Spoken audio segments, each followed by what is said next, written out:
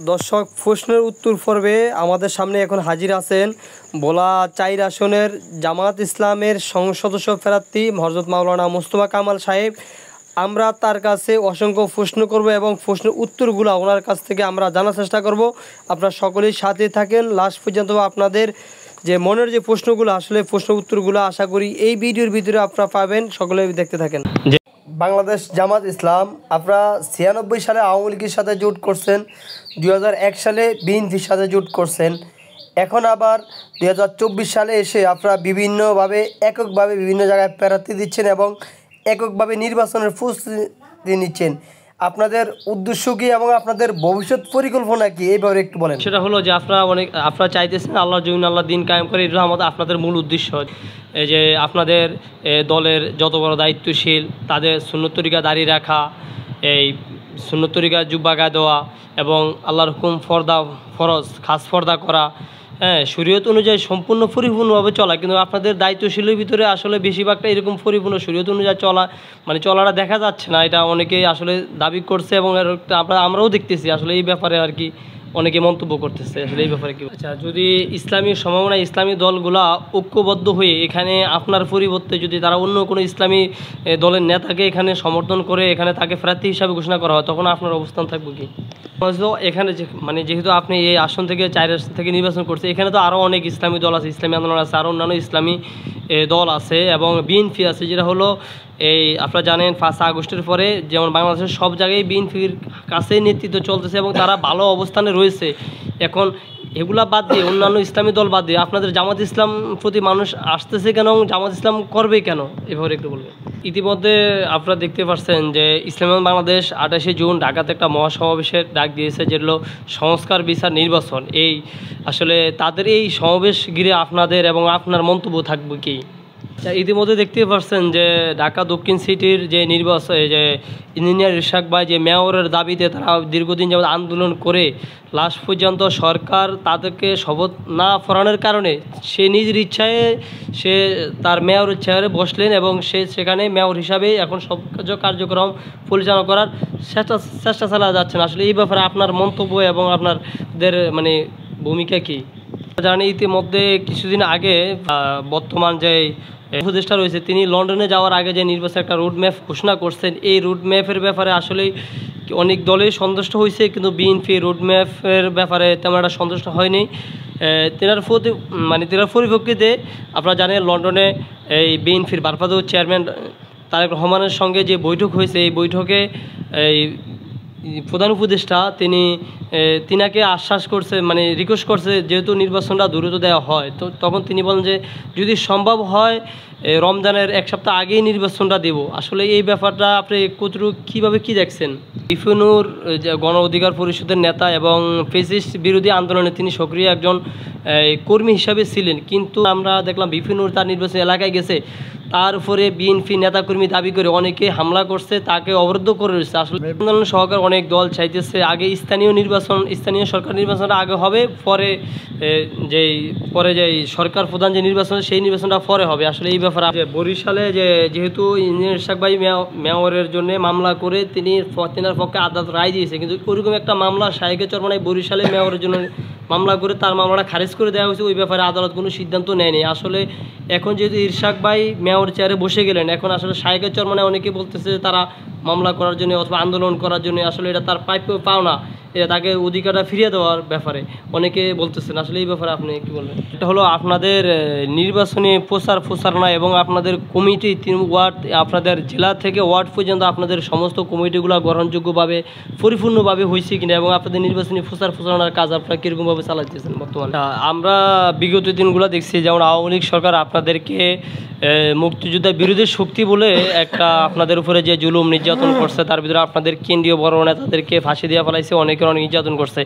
আসলে এই ব্যাপারে এবং ওনাদের এই সমস্ত যে তরসরুফের ব্যাপার তরসরুর ভিতরে এবং ওনাদের যে সমস্ত যারা জামাত শিবির করতো তাদের নজরদারির ভিতরে আপনি কোথায় ছিলেন এবং আপনার দিনগুলো কিভাবে কাটছে, আপনি কিভাবে আপনার এই জীবন এই 17 বছরের জিন্দিগি আপনি কিভাবে কাটাইছেন, এই ব্যাপারে একটু বলবেন।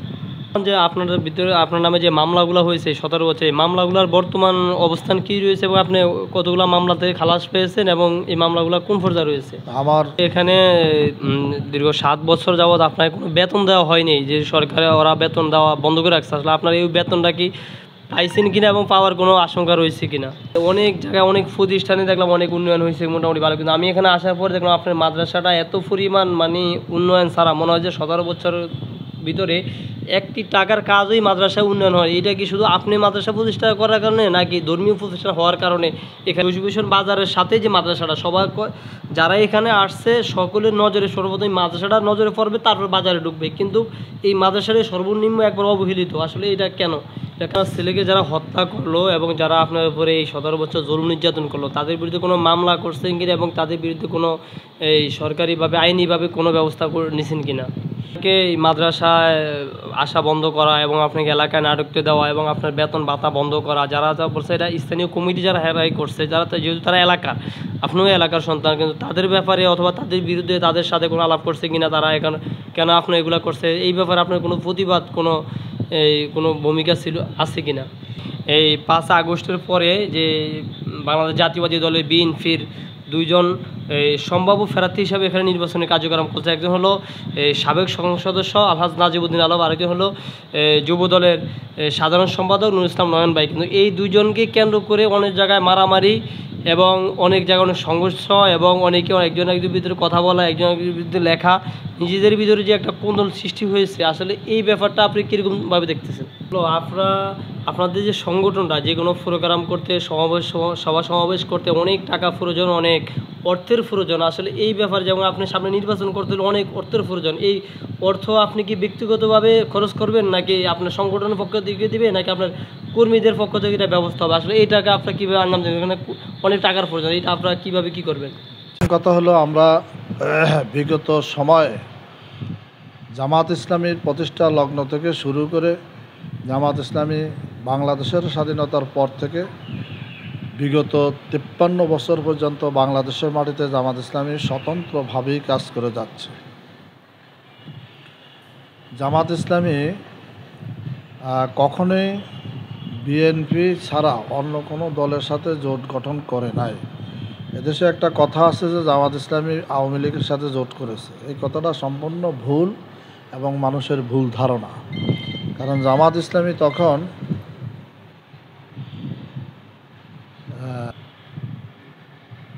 তারা বাংলাদেশে জামাত ইসলামী 2024 সালের 5 আগস্টের পূর্বে জামাত ইসলামী ছিল তৃতীয় একটি দল। প্রথম দল এবং দ্বিতীয় দল আওয়ামী লীগ এবং বিএনপি ছিল। আওয়ামী লীগ এবং বিএনপি এই প্রথম এবং দ্বিতীয় দল হওয়ার কারণে কখনো আওয়ামী লীগ ক্ষমতায় আসতেন, বিএনপি বিরোধী দল হিসেবে থাকতেন, আবার কখনো বিএনপি ক্ষমতায় আসতেন, আওয়ামী লীগ বিরোধী দল হিসেবে থাকতেন। জামাত ইসলামী তারা মাঠ পর্যায়ে সবসময় বিরোধী দলের ভূমিকায় ছিল 2024 সালের 5 আগস্টের পূর্ব পর্যন্ত। সেই হিসাবে জামাত ইসলামী মাঠ পর্যায়ের বিরোধী দল থাকার কারণে, তৃতীয় বিরোধী দল থাকার কারণে যখন যারা বিরোধী দল হিসাবে মাঠে থাকতেন তখন তাদের সাথে তাদের দেখা হতো এবং কর্মসূচির সাথে একাকার কর্মসূচি হতো।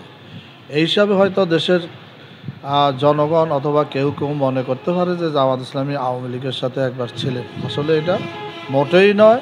সেই সময় কেয়ারটেকার সরকারের দাবিতে জামাত ইসলামী যেই আন্দোলনটা শুরু করেছে সেই আন্দোলনের সাথে আওয়ামী লীগও কেয়ারটেকার সরকারের দাবিতে একমত হয়ে তারাও আন্দোলন করেছে। সুতরাং জামাত ইসলামী এবং আওয়ামী লীগ একই ময়দানে এবং রাজপথে থাকার কারণে হয়তো অনেকে এটা মনে করতে পারে, কিন্তু আসলে তাদের সাথে জামাতের কোনো জোট কখনই হয়নি। দ্বিতীয়ত হচ্ছে, আওয়ামী লীগ যখন ক্ষমতায় ছিলেন তখন তারা ভারতের সাথে অতিমাত্রায় বাংলাদেশের স্বার্থ বিকিয়ে দেওয়ার কারণেই বাংলাদেশে এক ঐতিহাসিক কারণে বাংলাদেশে তৎকালীন সমস্ত বিরোধী দলে একটা জোট গঠন করতে বাধ্য হয়েছে বা জোট গঠন করেছে বাংলাদেশের স্বার্থ রক্ষার জন্য। এটা কি 96-এর কথা বলতেছেন? এটা আমরা বলতেছি 96 পরবর্তী সময়ের কথা। 96-96-তে যখন আওয়ামী লীগ ক্ষমতা যায় তখন তারা ক্ষমতায় থেকে এমন কিছু কাজ করেছেন যা বাংলাদেশের স্বার্থ বিরোধী, এবং সেটা ছিল সম্পূর্ণ আমাদের দেশের একটা নিকটতম দেশের স্বার্থ রক্ষা ছিল সবচাইতে বেশি, যার জন্য শুধু জামাত ইসলামী নয়, তৎকালীন সকল বিরোধী দলই বাংলাদেশের স্বার্থ রক্ষার জন্যে সকলেই মিলে একটা জোট গঠন করেন, এবং সেই জোটে 4 নেতা একসাথেই তারা স্বাক্ষর গ্রহণ করেছেন। সেই স্বাক্ষর গ্রহণ করতে গিয়ে সেখানে বিএনপির পক্ষ থেকে বেগম খালেদা জিয়া তিনি স্বাক্ষর করেছেন, এবং জামাতের পক্ষ থেকে শহীদ অধ্যাপক গোলাম আজম রহমাউল্লাহ তিনি তখন যেহেতু জামাতের আমির ছিলেন তিনি স্বাক্ষর করেছেন, এবং ইসলামী ঐক্যজোটের পক্ষ থেকে মরহুম মাওলানা শায়েখ আজিজুল হক সাহেব তিনি রহমাউল্লাহ তিনি সেখানে স্বাক্ষর করেছেন, আর জাতীয় পার্টির পক্ষ থেকে জেনারেল এরশাদ ওখানে স্বাক্ষর করেছেন। এই 4 নেতার স্বাক্ষরেই একটা জোট গঠিত হয়। সেই জোটের মাধ্যমে শুধুমাত্র 2001 সালে নির্বাচন হয়। সে নির্বাচনে জামাত ইসলামী জোট ভিত্তিক নির্বাচনে অংশগ্রহণ করেছে। এছাড়া জামাত ইসলামী সর্বসময় নির্বাচনে অংশগ্রহণ করেছে নিজস্ব স্বকীয়তা নিয়েই, এবং এই স্বকীয়তায় জামাত ইসলামী চরপেশন এবং মনপুরা বলাচাইর এই আসনের সর্বপ্রথম নির্বাচন করেছেন জামাত ইসলামীর নামে, এবং জামাত ইসলামীর প্রতীক দাড়িপাল্লা নিয়ে নির্বাচন করেছেন 1991 সালে। 1991 সালে প্রথম নির্বাচন করেন, তখন প্রার্থী ছিলেন জনাব মাওলানা শাহজাহান সাহেব, তার বাড়ি ছিলেন মাদ্রাজে। এরপরে দ্বিতীয় পর্যায়ে নির্বাচন করেন 1996 সালে। 96 সালে নির্বাচন করেছেন অধ্যাপক জনাব জিয়াউল মোর্শেদ, তিনিও জামাত ইসলামের পক্ষ থেকে এই আসনে এককভাবে এবং জামাতের প্রার্থী হিসাবে নির্বাচন করেছিলেন দাড়িপাল্লা প্রতীকে। পরবর্তীতে 2001 সালে জোটভিত্তিক নির্বাচন হওয়ার কারণে জামাত ইসলামী আর এখানে কোনো প্রার্থী দেয় নাই। এরপরে তো পরপর যে নির্বাচনগুলো গেল এটা তো আপনারা সকলেই জানেন, বাংলাদেশের সকলেই জানে, এগুলি কোনো নির্বাচনই ছিল না, এবং নির্বাচনে অংশগ্রহণ করার মতো কোনো পরিবেশ পরিস্থিতিও ছিল না, যার জন্য জামাত ইসলামী নির্বাচনে অংশগ্রহণ করেনি। দর্শক, প্রশ্নের উত্তর পর্বে আমাদের সামনে এখন হাজির আছেন ভোলা 4 আসনের জামাত ইসলামের সংসদ সদস্য প্রার্থী হযরত মাওলানা মুস্তফা কামাল সাহেব। আমরা তার কাছে অসংখ্য প্রশ্ন করব এবং প্রশ্নের উত্তরগুলো ওনার কাছ থেকে আমরা জানার চেষ্টা করব। আপনারা সকলেই সাথে থাকেন লাস্ট পর্যন্ত। আপনাদের যে মনের যে প্রশ্নগুলো, আসলে প্রশ্ন উত্তরগুলো আশা করি এই ভিডিওর ভিতরে আপনারা পাবেন, সকলে দেখতে থাকেন। যে আপনারা জামাত ইসলামী নামে ইসলামের একটা রাজনৈতিক দল, কিন্তু অনেক ইসলামী দল এবং অনেকেই এই বলতেছে আসলে পরিপূর্ণ ইসলামের সব কিছু আপনাদের দলের ভিতরে নাই। এখানে বিষয়টা হলো যে আপনারা চাইতেছেন আল্লাহর জমিন আল্লাহ দিন কায়েম করে, এটা আমাদের আপনাদের মূল উদ্দেশ্য। এই যে আপনাদের দলের যত বড় দায়িত্বশীল তাদের সুন্নত তরিকা দাঁড়িয়ে রাখা, এই সুন্নত তরিকা জুব্বা গায়ে দেওয়া, এবং আল্লাহর হুকুম ফরজ খাস পর্দা করা, হ্যাঁ, শরীয়ত অনুযায়ী সম্পূর্ণ পরিপূর্ণভাবে চলা। কিন্তু আপনাদের দায়িত্বশীলের ভিতরে আসলে বেশিরভাগটা এরকম পরিপূর্ণ শরীয়ত অনুযায়ী চলাটা দেখা যাচ্ছে না। এটা অনেকেই আসলে দাবি করছে, এবং আমরাও দেখতেছি আসলে এই ব্যাপারে আর কি অনেকে মন্তব্য করতেছে। আসলে এই ব্যাপারে কি বলবেন? মূল কথা হলো আমাদের দেশের শিক্ষা ব্যবস্থাটা 2টা ধারায় আছে। একটা হলো জেনারেল শিক্ষা ব্যবস্থা, যেটার মধ্যে ইসলামের বা কোরআন সুন্নাহর শিক্ষা ব্যবস্থার কোনো ছোঁয়াচ নাই। আরেকটা শিক্ষা ব্যবস্থা হলো মাদ্রাসা শিক্ষা ব্যবস্থা, এখানে আবার আধুনিক যোগ্যতার শিক্ষা ব্যবস্থার যথেষ্ট অভাব রয়েছে, যার ফলে আমরা ভালোভাবেই বুঝতে পেরেছি যে এই দেশে এককভাবে মাদ্রাসা শিক্ষা ব্যবস্থা দিয়ে ইসলাম কখনো ক্ষমতায় আসবে না, বা ইসলাম পরিপূর্ণতা লাভ করতে পারবে না। আবার জেনারেল শিক্ষিত লোকদেরকে দিয়েও ইসলাম না থাকার কারণে যোগ্যতা হতে পারে, সমাজ পরিচালক হতে পারে, কিন্তু নৈতিকতা সম্পন্ন হওয়া এটা কারো পক্ষে সম্ভব না। এই জন্য আমরা মনে করি সর্বসেক্টরের লোকই প্রয়োজন। জামাত ইসলামের সকল স্তরে, সকল সেক্টরের, এমনকি জামাত ইসলামের যে জেনারেল শিক্ষিত ডাক্তার, ইঞ্জিনিয়ার, এরপরে বিশ্ববিদ্যালয় পড়ুয়া লোকেরাও জামাত ইসলামীতে যোগদান করে। যেহেতু তাদের ছাত্র জীবন থেকে এই পর্যন্ত কোরআনের সাথে তাদের সেই রকম কোনো সংযুক্ততা ছিল না, এখন জামাত ইসলামীতে যোগদান করার কারণে তারা সবেমাত্র এগুলো চর্চা করা শুরু করেছে। সেই হিসাবে তাদের মধ্যে এদিক থেকে কিছু ঘাটতি থাকতেও পারে। তো এই ঘাটতি পূরণের জন্যই জামাত ইসলামী চেষ্টা করে যাচ্ছে। জামাত ইসলামীর শিক্ষা বৈঠক আছে, শিক্ষা শিবির আছে, পাঠচক্র আছে, কোরআন স্টাডি ক্লাস আছে, হাদিস স্টাডি ক্লাস আছে। এই সমস্ত ক্লাসের মাধ্যমে তো দেখা যায় যে একসময় যারা জেনারেল শিক্ষা থেকে আসছেন তারাও এখানে ভালো আলেমের ভূমিকাই পালন করতে পারেন। আর কোনো সময় আমরা যারা আলেম, আমরাও কোরআন তেলাওয়াত করতে গিয়ে একটা প্রেক্ষাপটে এমন হয়ে যায় যে সেখানে আমরাও অনেক সময় ভুল করে থাকি।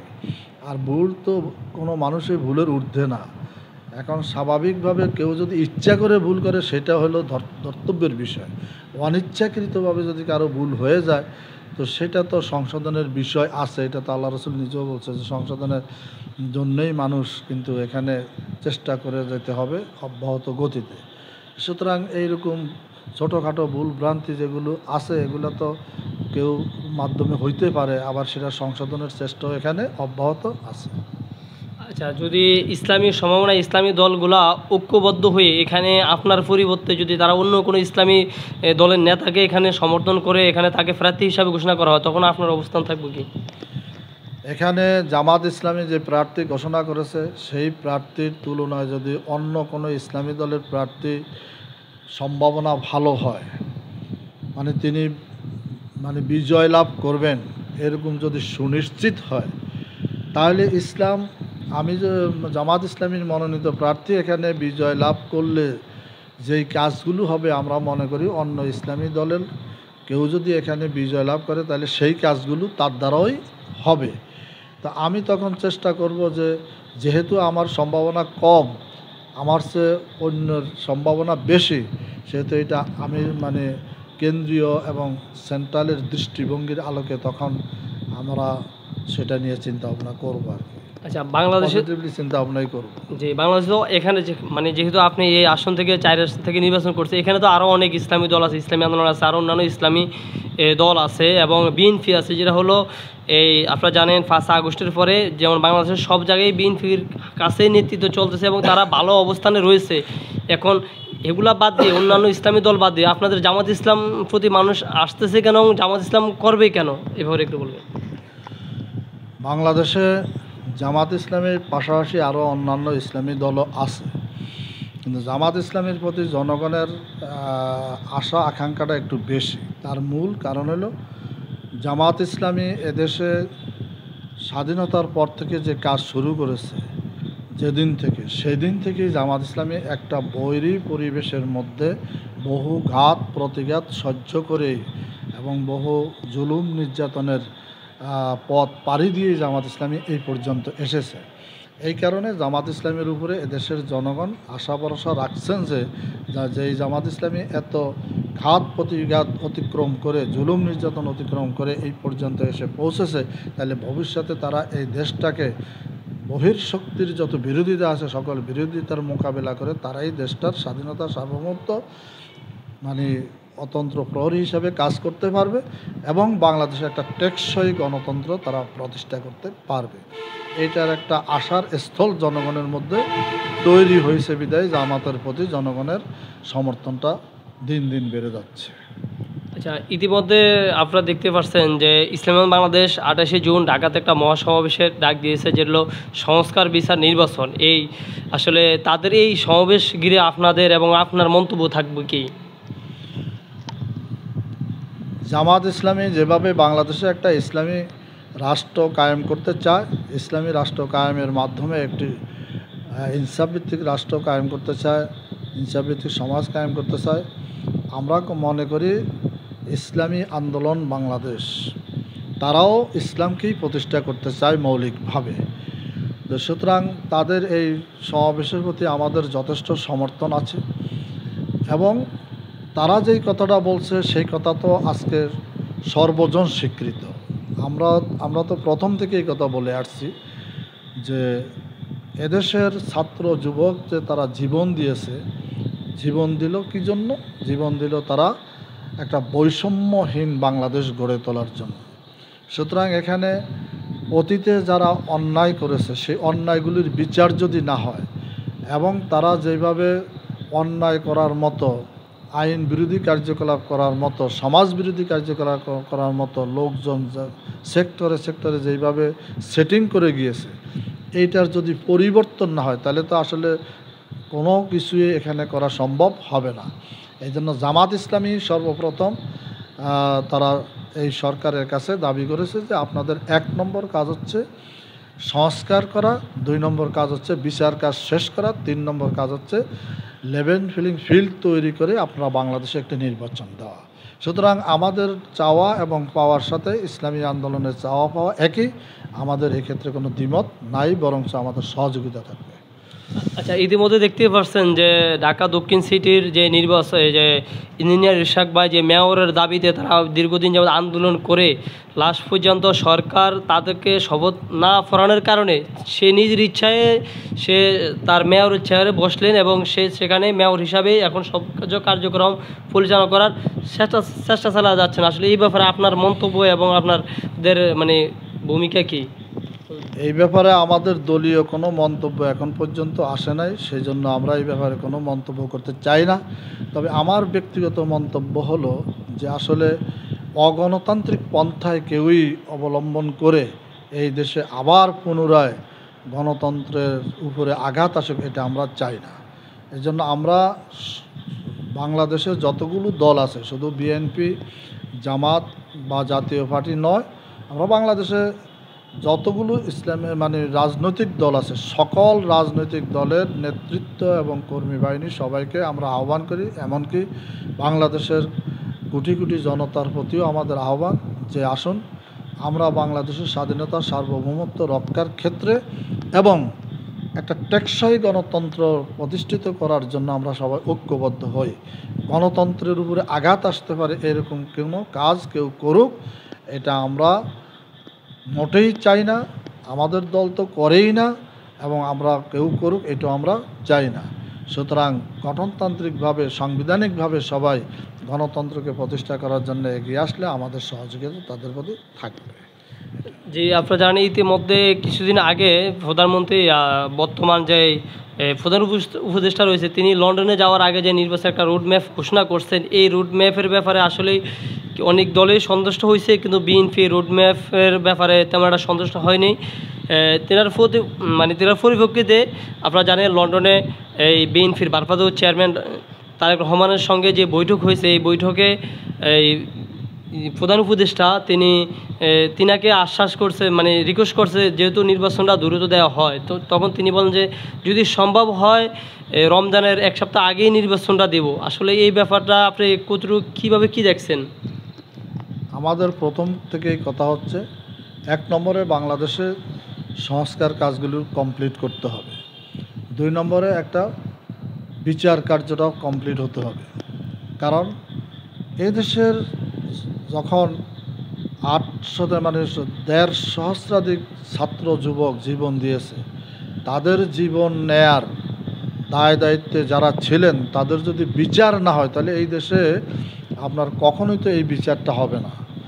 কোনো দলীয় সরকার এসে এই বিচার করবে এটা আমরা এখনও বিশ্বাস করতে পারি না। এই জন্য আমাদের প্রথম কথা হলে বিচারগুলি হতে হবে, তারপরে এই বিচারগুলি হওয়ার পরে সংস্কার কাজটা হতে হবে। অন্তত যৌক্তিক সংস্কার কাজ কমপ্লিট হইলেই পরে একটা যৌক্তিক সময়ের মধ্যে সরকার নির্বাচনী রোডম্যাপ দিয়ে একটা সুন্দর নির্বাচন উপহার দেওয়ার মতো জায়গায় যেতে পারে, এটা আমরা মনে করি।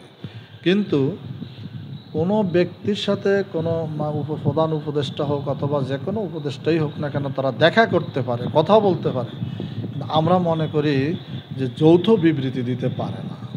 এই জায়গাটায় আমরা দ্বিমত পোষণ করি, আমাদের সেন্ট্রালও দ্বিমত পোষণ করে, আমরাও এই জায়গাটাকে দ্বিমত পোষণ করি।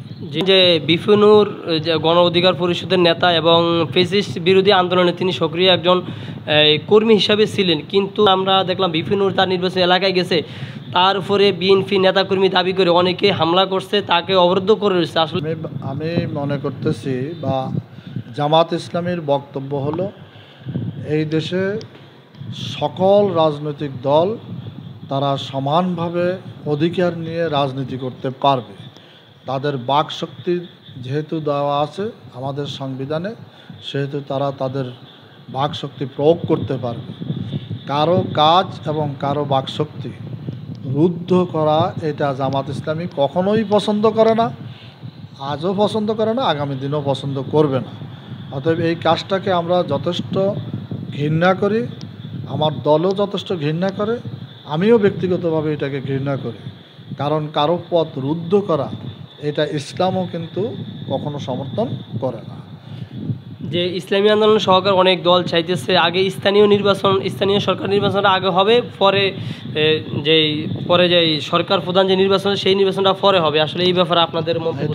এটা আমাদের জামাত ইসলামীরও বক্তব্য যে স্থানীয় নির্বাচন করে এই অন্তর্বর্তীকালীন সরকার তাদের নিরপেক্ষতা প্রমাণ করুক, তাইলেই বুঝতে পারবে এদেশের জনগণ ওনারা জাতীয় সংসদ নির্বাচনটা নিরপেক্ষভাবে করতে পারবেন কি না। এটা আমাদেরও দাবি আর কি। সেই দাবি অনুযায়ী কাজটা তারা সেইভাবে করুক, এটা আমরা চাই। আচ্ছা, যেটা হলো যে বরিশালে যেহেতু ইঞ্জিনিয়ার ইশাক ভাই মেয়রের জন্য মামলা করে তেনার পক্ষে আদালত রায় দিয়েছে, কিন্তু ওইরকম একটা মামলা শাহেকে চরমনাই বরিশালে মেয়রের জন্য মামলা করে তার মামলাটা খারিজ করে দেওয়া হয়েছে। ওই ব্যাপারে আদালত কোনো সিদ্ধান্ত নেয়নি। আসলে এখন যেহেতু ইরশাক ভাই মেয়র চেয়ারে বসে গেলেন, এখন আসলে শাহেকে চরমনাই অনেকে বলতেছে যে তারা মামলা করার জন্য অথবা আন্দোলন করার জন্য আসলে এটা তার প্রাপ্য পাওনা, এটা তাকে অধিকারটা ফিরিয়ে দেওয়ার ব্যাপারে অনেকে বলতেছেন। আসলে এই ব্যাপারে আপনি কি বলবেন? প্রথম কথা হলো তো এরশাদ সাহেবের তো সরকার বসায় নেই, সে তো স্বঘোষিত, সুতরাং এই ব্যাপারে আমার দ্বিতীয়ত কোনো মন্তব্য নাই। আর এরপর তৃতীয় কথা হলো যে বরিশালে যে শাহেকের চরমনায় উনি যে মামলা করেছেন সেই মামলার গ্রাউন্ড কি আছে না আছে সেটা ব্যাপারে আমার অতটা জানা নাই, এই জন্য আমি ওই মামলা সম্পর্কে কোনো মন্তব্য করতে পারবো না। তবে আমি মনে করি এই বিষয়গুলি দিয়ে মামলাটা না করাটাই ভালো ছিল, কারণ আমরা সর্বজন স্বীকৃত এবং গোটা বিশ্বের কাছে এটা স্বীকৃত যে এগুলা কোনো নির্বাচন ছিল না। আমরা যেখানে যৌথভাবে সবাই বলছে যে এটা অবৈধ নির্বাচন, তাহলে অবৈধ নির্বাচনে অবৈধ নির্বাচনের ব্যাপারে আমি কেন চ্যালেঞ্জ করব?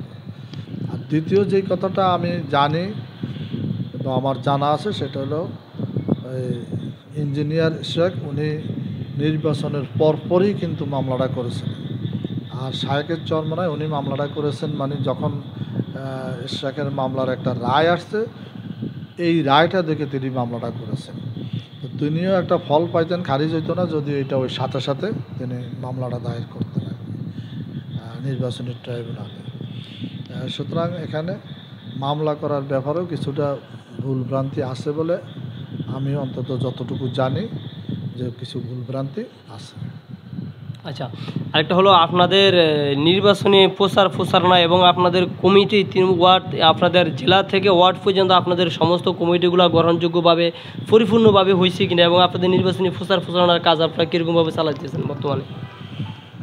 জামাত ইসলামী তো প্রত্যেকটা জেলা, উপজেলা, ইউনিয়ন, ওয়ার্ড, এমনকি ইউনিট ভিত্তিক যে কমিটি, এই কমিটি জামাত ইসলামীর প্রতি 2 বছর অন্তর অন্তর এটা করা হয় এবং সেই জামাত ইসলামীর ধারা অনুযায়ী, গঠনতন্ত্র অনুযায়ী এই বছর জানুয়ারি মাসে জামাত ইসলামীর সকল জেলা, সকল উপজেলা এবং ইউনিয়ন, ওয়ার্ড, ইউনিট কমিটিগুলি গঠন করা হয়েছে এবং সেই কমিটি নিয়মিত কাজ করছে।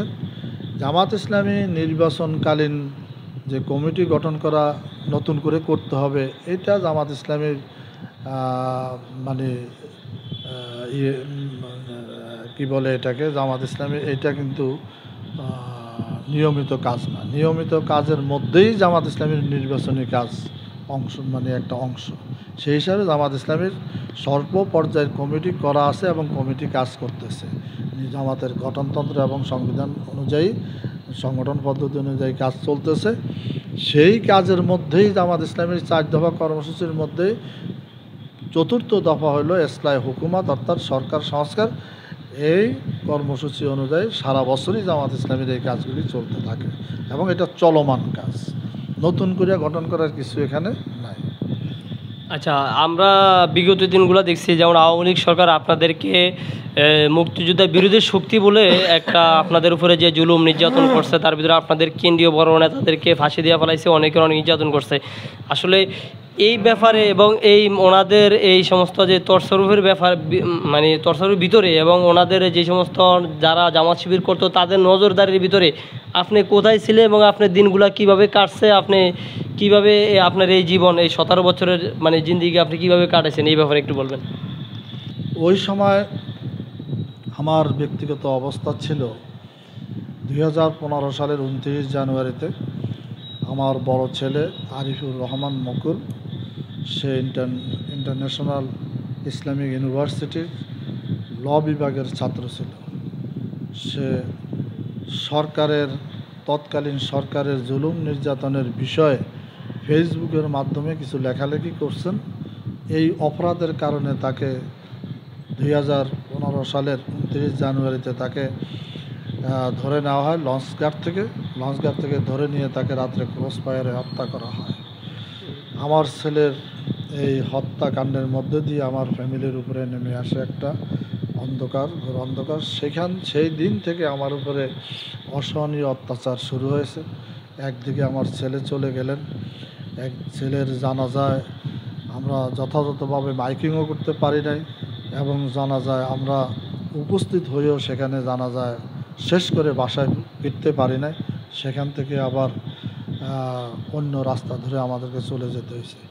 সেই দিন থেকে এই 5 আগস্ট পর্যন্ত, 24 সালের 5 আগস্ট পর্যন্ত আমি যথাযথভাবে বাড়িতেও থাকতে পারি নাই।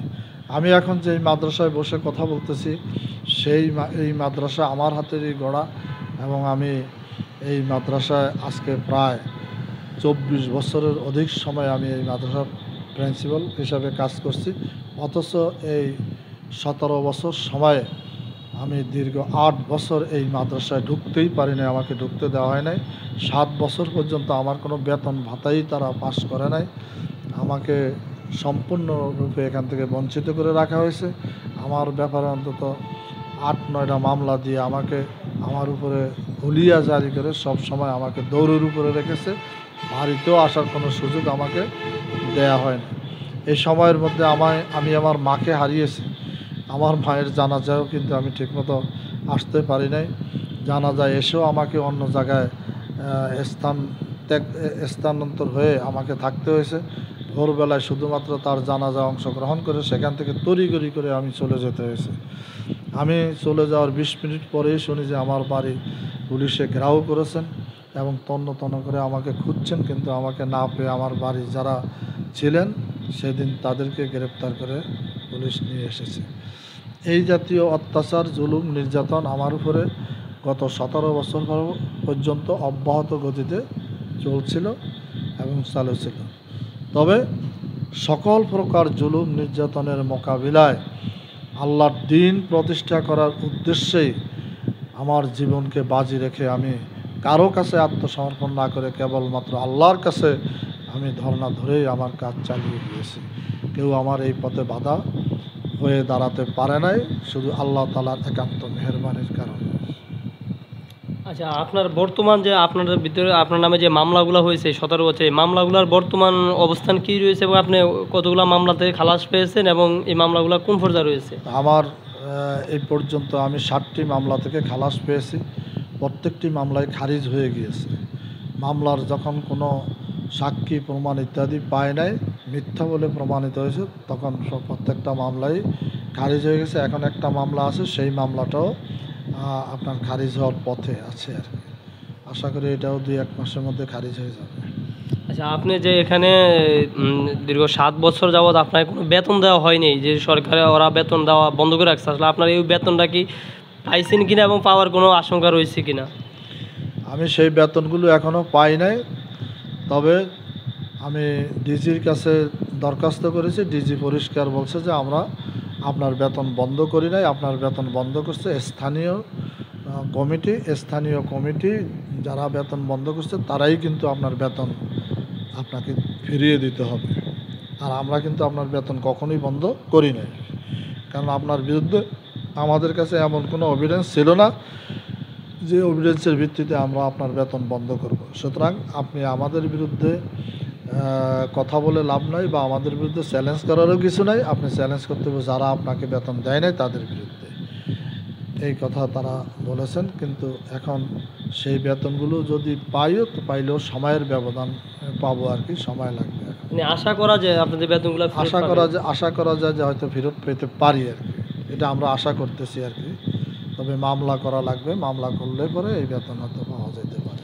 আচ্ছা, যে অনেক জায়গায় অনেক প্রতিষ্ঠানে দেখলাম অনেক উন্নয়ন হয়েছে মোটামুটি ভালো, কিন্তু আমি এখানে আসার পর দেখলাম আপনার মাদ্রাসাটা এত পরিমাণ মানে উন্নয়ন ছাড়া মনে হয় যে 17 বছরের ভিতরে একটি টাকার কাজই মাদ্রাসায় উন্নয়ন হয়। এটা কি শুধু আপনি মাদ্রাসা প্রতিষ্ঠা করার কারণে, নাকি ধর্মীয় প্রতিষ্ঠান হওয়ার কারণে এখানে ওরা কোনো উন্নয়নের ছোঁয়া দেখায়নি? যেহেতু অনেক টাকাই বলতে শেখ হাসিনা দেশের ভিতরে উন্নয়নের কাজে ব্যয় করছে, কিন্তু আমি এসে দেখলাম মাদ্রাসায় একটি টাকা উন্নয়নের কাজের কোনো ছোঁয়াই মাদ্রাসা নাই। যেটা হলো শশীভূষণ বাজারের সাথে যে মাদ্রাসাটা, সবাই যারা এখানে আসছে সকলের নজরে সর্বপ্রথম মাদ্রাসাটা নজরে পড়বে, তারপর বাজারে ঢুকবে, কিন্তু এই মাদ্রাসাটা সর্বনিম্ন একবার অবহেলিত। আসলে এটা কেন, এটা কারণটা কি হতে পারে? এ ব্যাপারে আমার বক্তব্য হলো যে এই যে আপনারা দেখেছেন মানে মাদ্রাসাটা ওয়াল টিন সেট, এই মাদ্রাসাটা ওয়াল টিন সেট যতটুকু আছে এটাও আমার হাতে করা, আমি করে গিয়েছি। এরপরে মাদ্রাসার মানে মেরামত করা বা সংস্কার কার্যকলাপ করার জন্য এই সরকার থেকে গত 17 বছরে একটি টাকাও দেওয়া হয় না, একটি অনুদানমূলক কাজও এখানে বরাদ্দ নেওয়া হয় না। আমি 2024 সালের 5 আগস্টে যখন সরকার পরিবর্তন হয় 6 তারিখে আমি এখানে আসি। এখানে এসে আপনারা দেখতে পাচ্ছেন যে এর দক্ষিণ পাশে একটা নতুন ওয়াল টিন সেট ঘর করা হয়েছে। এটা আমি এসে নতুন ওয়াল টিন সেট ঘর করেছি, স্থানীয় জনগণের সহায়তায় করেছি। এই জন্য যেহেতু আমাদের সন্তানদেরকে নুরানি এবং হাফিজি এই প্রশিক্ষণটা না থাকলে ভবিষ্যতে আলেম হইলেও আসলে ভালো আলেম হয় না। এই জন্য নুরানি হাফিজি করার জন্য ওই গৃহটা আমি নতুনভাবে করেছি, এবং সেখানে অনেক ছাত্রছাত্রী আজকে ভর্তি হয়ে এলাকার সহায়তায় এই মাদ্রাসাটা চলছে আলহামদুলিল্লাহ। আর বাকি যেগুলো আছে এগুলো 17 বছর পর্যন্ত ঝরে ঝরে পড়তেছে, এখন এগুলোর সংস্কার করার জন্য আমি চেষ্টা করতেছি। আল্লাহ তাআলা যদি আমাকে শক্তি সামর্থ্য দান করেন তাহলে হয়তো আপনারা একদিন এসে দেখবেন যে এই মাদ্রাসা আল্লাহর রহমতে ভালো একটা অবকাঠামোর দিক থেকে তৈরি হবে ইনশাআল্লাহ। আচ্ছা, আপনার ছেলেকে যারা হত্যা করলো এবং যারা আপনার উপরে এই 17 বছর জুলুম নির্যাতন করলো, তাদের বিরুদ্ধে কোনো মামলা করছেন কিনা এবং তাদের বিরুদ্ধে কোনো এই সরকারিভাবে আইনিভাবে কোনো ব্যবস্থা নিছেন কিনা? আমি আমার ছেলের ব্যাপারে একটা মামলা করা আছে, তবে সেটার ব্যাপারে তদবিরটা এখনও জোরালোভাবে শুরু করি নাই, কারণ দেখলাম যে সমস্ত মামলাগুলি হয়েছে এগুলি ফাইলবদ্ধ হয়ে আছে। এই জন্য তদবিরটা আমরা আরও পরের দিকে করার জন্য চিন্তা করছি আর কি, কিন্তু মামলা করা আছে। যে আপনাকে এই মাদ্রাসায় আসা বন্ধ করা এবং আপনাকে এলাকায় না ঢুকতে দেওয়া এবং আপনার বেতন ভাতা বন্ধ করা, যারা যা বলছে এটা স্থানীয় কমিটি যারা হেরাই করছে, যারা যেহেতু তারা এলাকার, আপনিও এলাকার সন্তান, কিন্তু তাদের ব্যাপারে অথবা তাদের বিরুদ্ধে তাদের সাথে কোনো আলাপ করছে কিনা, তারা এখানে কেন আপনার এগুলো করছে, এই ব্যাপারে আপনার কোনো প্রতিবাদ কোনো ভূমিকা ছিল আছে কিনা বর্তমানে? যারা এগুলি করছে বিশেষভাবে তারা তো আসলে এলাকায় এখন নাই। বিশেষ করে ইঞ্জিনিয়ার আব্দুল মান্নান চরফেশন স্বেচ্ছাসেবক লীগের সভাপতি ছিলেন, উপজেলার সভাপতি ছিলেন, তিনি এখানে অন্যায়ভাবে এই কাজগুলি করেছেন। কিন্তু সেই লোকটি 5 তারিখে রাতে যে পলায়ন করেছে, আজ পর্যন্ত চরফেশনের কোথাও তার কোনো খোঁজ খবর পাওয়া যাচ্ছে না। এই জন্য তাদেরকে নিয়ে বসা অথবা তাদেরকে নিয়ে এগুলো কেন করলেন তাদের কাছে জানার কোনো সুযোগ বাস্তবে আসলে এখনও হয়ে ওঠে না। যদি কখনো তাদেরকে পাওয়া যায়, নিঃসন্দেহে তাদের সাথে তো এগুলি মোকাবেলা হবে ইনশাআল্লাহ। আচ্ছা, আপনার সর্বশেষ প্রশ্ন, আপনারা জানেন এখানে এই 5 আগস্টের পরে যে বাংলাদেশ জাতীয়বাদী দলের বিএনপির দুইজন সম্ভাব্য প্রার্থী হিসাবে এখানে নির্বাচনী কার্যক্রম করছে। একজন হলো সাবেক সংসদ সদস্য আলহাজ নাজিবুদ্দিন আলম, আরেকজন হলো যুব দলের সাধারণ সম্পাদক নুরুল ইসলাম নয়ন ভাই। কিন্তু এই দুইজনকে কেন্দ্র করে অনেক জায়গায় মারামারি এবং অনেক জায়গায় অনেক সংঘর্ষ এবং অনেকে একজন একজনের ভিতরে কথা বলা, একজন একজনের ভিতরে লেখা, নিজেদের ভিতরে যে একটা কোন্দল সৃষ্টি হয়েছে, আসলে এই ব্যাপারটা আপনি কীরকমভাবে দেখতেছেন? প্রথম কথা হলো যে আমরা বাংলাদেশে কোনো দল বা হিংসাত্মক কার্যকলাপ আমরা পছন্দ করি না। আর যেহেতু বাংলাদেশ জামাত ইসলামীর মধ্যে এই রকম কোনো সিচুয়েশন নাই, এই জন্য বাংলাদেশ জামাত ইসলামীর যারা নেতৃত্ব দিচ্ছেন, কর্মী বাহিনী আছেন, তারা আসলে এই সমস্ত কাজে অভ্যস্ত না। আর অন্যরা যারা এগুলি করেন, তাদের এই কাজগুলি আমরা আমাদের কেন্দ্র থেকে শুরু করে কোনো জায়গার কোনো শাখাই এই সমস্ত কাজগুলি পছন্দ করে না। এমনকি আমাদের দলের কোনো ব্যক্তি এই কাজগুলি পছন্দ করে না। আমরা এগুলাকে জাতির জন্য একটা ন্যাক্কারজনক মনে করি এবং এটা জনগণের শান্তির স্থলে অশান্তির কারণ বলেই আমরা মনে করি। সুতরাং যারা এগুলি করে তাদেরকে আমরা আহ্বান জানাবো সকল প্রকার কোন্দল বাদ দিয়ে এবং দলীয় সংকীর্ণতার উপরে উঠে ঐক্যবদ্ধভাবে আপনারা জনকল্যাণমূলক কাজের মাধ্যমে এগিয়ে আসুন। আমরা এটা তাদের কাছ থেকে আশা করছি। আচ্ছা, আরেক প্রশ্ন হলো, আপনাদের যে সংগঠনটা যে কোনো প্রোগ্রাম করতে, সভা সমাবেশ করতে অনেক টাকা প্রয়োজন, অনেক অর্থের প্রয়োজন। আসলে এই ব্যাপারে যেমন আপনি সামনে নির্বাচন করতে হলে অনেক অর্থের প্রয়োজন, এই অর্থ আপনি কি ব্যক্তিগতভাবে খরচ করবেন, নাকি আপনার সংগঠনের পক্ষ থেকে দিবে, নাকি আপনার কর্মীদের পক্ষ থেকে এটা ব্যবস্থা হবে? আসলে এই টাকা আপনার কীভাবে আনলাম দেবেন? এখানে অনেক টাকার প্রয়োজন, এটা আপনারা কীভাবে কী করবেন? প্রথম কথা হলো, আমাদের দলের নমিনি হওয়ার জন্য ব্যক্তিগতভাবে যদি কেউ মানসিকভাবে চিন্তা করে, মনে মনেও চিন্তা করে, আর এই বিষয়টি যদি সংগঠনের কাছে প্রমাণিত হয়, তাহলে তাকে নমিনি দেওয়া হয় না। নমিনি কেবলমাত্র এলাকার জনশক্তির সমর্থনের মাধ্যমে, মতামতের মাধ্যমে কেন্দ্রীয় সংগঠন নমিনি ঘোষণা করে থাকে। ঘোষণা করার পরে কেউ যদি এই নির্বাচন বা যে কোনো দায়িত্ব দেওয়ার পরে তাকে যদি সেই দায়িত্ব গ্রহণ করতে তিনি অস্বীকৃতি জানান, তাইলেও জামাত ইসলামী কিন্তু তাদের দল থেকে তার সদস্যপদ বাতিল করে দেন। মূল কথা হলো, কেউ যদি চায় তাইলেও তার সদস্যপদ বাতিল করে দেন, আর কারো উপরে যদি কেন্দ্রীয়ভাবে সিদ্ধান্ত আসে, সে যদি এটা প্রত্যাখ্যান করে, তাইলেও তার সদস্যপদ বাতিল হয়ে যায়। সুতরাং এখানে কেবলমাত্র আল্লাহর উপরে ভরসা করেই ব্যক্তি যেই হোক না কেন সাংগঠনিক সিদ্ধান্ত মেনে নেওয়ার জন্য প্রস্তুত থাকতে হয় আমাদের দলের মধ্যে। দ্বিতীয় কথা হলো, জামাত ইসলামীর কোনো ব্যক্তি এত বড় বিশাল টাকা দিয়ে যে নির্বাচন করবে, এইরকম ব্যক্তিবর্গ জামাত ইসলামীতে এখনও খুব রেয়ার, কম। জামাত ইসলামীর সিস্টেম হলো, ব্যক্তি যদি কোনো টাকা দিতে চায়, কোনো ব্যক্তির যদি টাকা থাকে, তিনি একাই 2-4-10 কোটি টাকা দিতে পারেন, তাইলে তিনি তার পক্ষ থেকে এগুলি খরচ করতে পারবেন না। তিনি দলীয় বায়তুল মালে জমা দেবেন, আর বায়তুল মাল থেকে যেটা বরাদ্দ হয় সেটা দিয়েই তার সমস্ত কাজ চলবে। সুতরাং ব্যক্তিগতভাবে টাকা ব্যয় করার জামাত ইসলামীতে কেন এখতিয়ার নাই। জামাত ইসলামীতে যে বায়তুল মাল বিভাগ আছে, সেই বায়তুল মাল বিভাগে জামাতের যারা রোকন, তারা 5% বা 5%-এর উপরে মাসে জমা দিয়ে থাকেন, কর্মীরা জমা দিয়ে থাকেন, শুভাকাঙ্ক্ষীরা জমা দেন। জামাত ইসলামীর এইসব টাকা দিয়ে কিন্তু জামাত ইসলামীর সাংগঠনিক কাজ, নির্বাচন ইত্যাদি সব কিছু পরিচালিত হয়। জি, ধন্যবাদ আপনাকে।